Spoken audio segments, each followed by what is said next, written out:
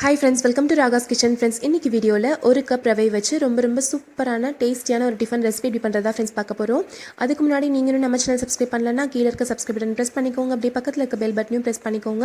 அதுல ஆல் என்ற ஆப்ஷனை பிரஸ் பண்ணிக்கோங்க फ्रेंड्स. அப்பதான் நான் அப்லோட் பண்ற வீடியோஸ் எல்லாமே உங்களுக்கு நோட்டிஃபிகேஷன்ஸ்ல வரும். இப்போ நம்ம சூப்பரான சாஃப்ட்டான ரவை சப்பாத்தி எப்படி பண்ணலாம்ன்றதா फ्रेंड्स பார்க்க போறோம். இது செய்யிறதுக்கு ஒரு panல 2 கப் அளவுக்கு தண்ணி எடுத்துக்கலாங்க. இது நல்லா சூடு பண்ணிக்கலாம். தண்ணி நல்லா சூடாகும்போது இதில் ஒரு அரை டீஸ்பூன் அளவுக்கு உப்பு சேர்த்துக்கலாம். உப்பு சேர்ந்து நல்லா மிக்ஸ் ஆகி தண்ணி நல்லா கொதிக்கும் போது இதில் ஒரு கப் அளவுக்கு ரவையை வந்து நம்ம போட்டுக்கலாம்.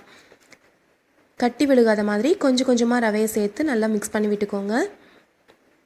இதுக்கு வந்துட்டு வறுத்த ரவை வறுக்காத ரவை ரெண்டுமே நம்ம வந்துட்டு யூஸ் பண்ணிக்கலாங்க. நல்லா சூப்பராக டேஸ்டியாக வரும். பாருங்கள், ரவை இந்த மாதிரி சேர்த்து நல்லா கலந்து விட்டுட்டே இது மாதிரி சேர்த்துக்கோங்க. அப்போ கட்டி விழுகாமல் இருக்கும். மீடியம் ஃப்ளேமில் ஒரு 3 நிமிஷம் விட்டாலே போதுங்க. இது நல்லா வெந்து சூப்பராக நம்மளுக்கு ஒரு கட்டியான கன்சிஸ்டன்சிக்கு வந்துடும். பாருங்கள், தண்ணி எல்லாமே இப்போ ரவை நல்லா இழுத்துருச்சு.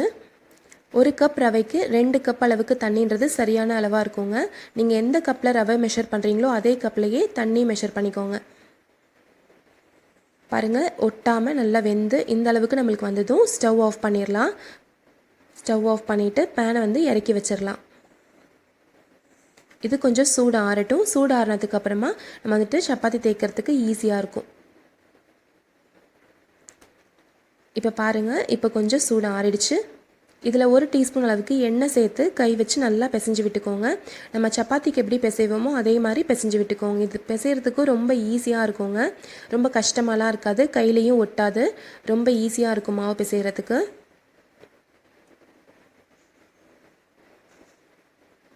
பாருங்கள், சாஃப்டாக இந்த அளவுக்கு நம்மளுக்கு இருக்குது. இப்போ நம்ம நல்லா பிசைஞ்சு வச்சாச்சு.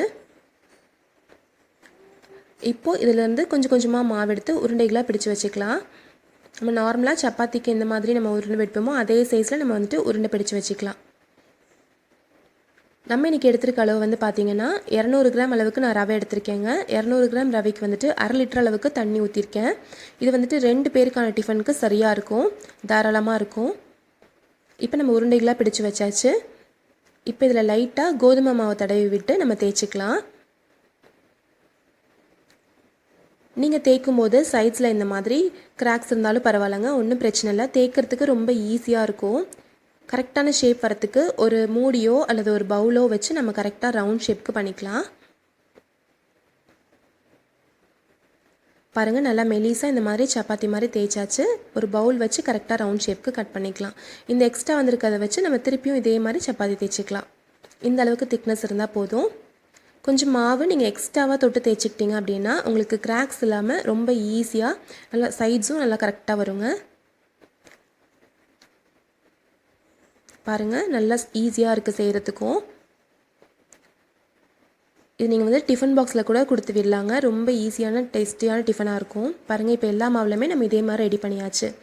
இப்போ ஸ்டவ்வில் தோசைக்கல் வச்சு கல் சூடானதும் நம்ம ரெடி பண்ணி வச்சுருக்க சப்பாத்தி போட்டுக்கலாம். லைட்டாக மேலே வந்து எண்ணெய் தடவி விட்டுக்கோங்க. ஒரு நிமிஷம் ஒரு சைடு நல்லா வெந்ததும் அதுக்கப்புறமா நம்ம திருப்பி போட்டுக்கலாம். நம்ம காலையில் செஞ்சு வச்சா கூட நைட் வரைக்குமே இது நல்லா சாஃப்டான சப்பாத்தியாக இருக்குங்க. எப்பயுமே ரவையில் உப்புமா, இட்லி, தோசை இது மாதிரி நம்ம ஊற்றிருப்போம்.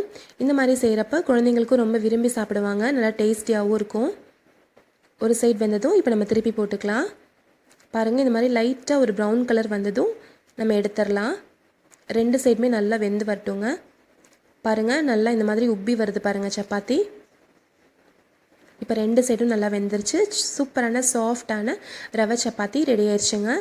கண்டிப்பாக நீங்களும் இதே மாதிரி ட்ரை பண்ணி பாருங்கள். நான்ஸ்டிக் தவாவில் தான் செய்யணும்னு இல்லைங்க, நம்மளுக்கு வந்து சாதாரணமான தோசைக்கல்ல கூட இந்த மாதிரி நம்ம போட்டு எடுக்கலாம். ரொம்ப ஈஸியாக வரும் நம்மளுக்கு செய்கிறதுக்கு. நம்ம இந்த மாதிரி சப்பாத்தி செஞ்சு ஹாட் பாக்ஸில் வச்சு நம்ம வந்துட்டு சர்வ் பண்ணிக்கலாம். 2 சைடும் நல்லா ஒரு கோல்டன் ப்ரௌன் கலர் இந்த மாதிரி வந்ததும் நம்ம எடுத்துடலாம். சூப்பரான சாஃப்டான ரவை சப்பாத்தி ரெடி ஆயிடுச்சுங்க. கண்டிப்பாக நீங்களும் இதே மாதிரி ட்ரை பண்ணி பார்த்துட்டு எப்படி வந்துச்சுன்றதை சொல்லுங்கள் ஃப்ரெண்ட்ஸ். பாருங்கள், இது எந்த அளவுக்கு சாஃப்டாக இருக்குன்றதை நான் காமிக்கிறேன். பாருங்கள், நம்ம பெருசாக செஞ்சோம் இல்லைங்களா, அது பாருங்கள் மடிக்கிறப்பவே உங்களுக்கே தெரியும் பார்த்தா எவ்வளோ சாஃப்டாக இருக்குன்னு. சின்ன குழந்தைங்கள்லேருந்து பெரியவங்க வரைக்கும் எல்லாருமே ரொம்ப விரும்பி சாப்பிடுவாங்க. ஏன்னா அவ்வளோ சாஃப்டாக இருக்கும். கண்டிப்பாக நீங்களும் இதே ரெசிபி ட்ரை பண்ணி பாருங்கள் ஃப்ரெண்ட்ஸ். இது கூட சைட் டிஷ்ஷாக சர்வ் பண்ணுறதுக்கு குருமாவோ அல்லது வெங்காய சட்னி இருந்தால் கூட போதுங்க. அதை வச்சு சாப்பிட்டாலே ரொம்ப ரொம்ப டேஸ்டியாக இருக்கும்.